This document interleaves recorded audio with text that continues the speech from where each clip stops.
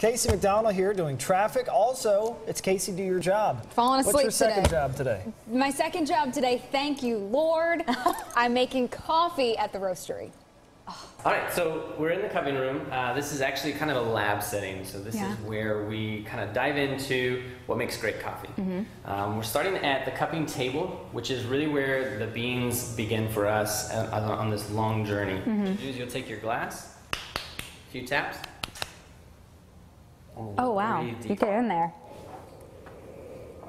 So go with adding water to them. We're going to wet all of the grounds and we're going to fill the glass completely up. So I'll do mine and then I'll let you pour yours. Got it. You're doing a great job. Thanks. So rather than drinking 20 cups of coffee, we use a technique of slurp and spit. Okay, so we're going to try and drink as little of this coffee as So this is my spit bucket. This is your spittoon. Spit bucket. Your spit bucket. I just have such a charm, such a ladylike charm about me. That was weak.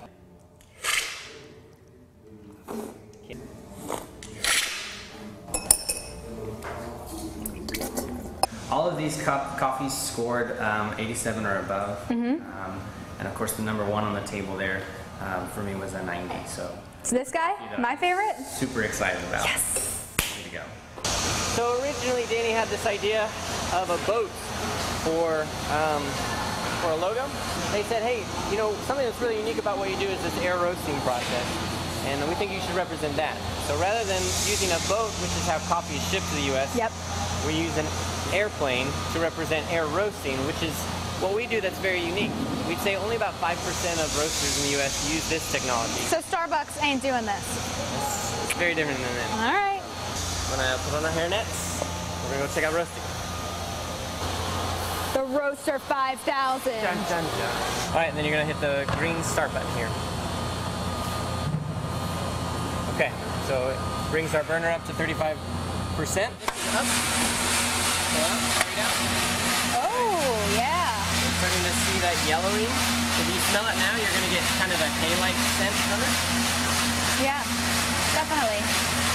Woo. Oh, making a mess. Ah! Uh-oh. What is that? And then, oh, so I was explaining.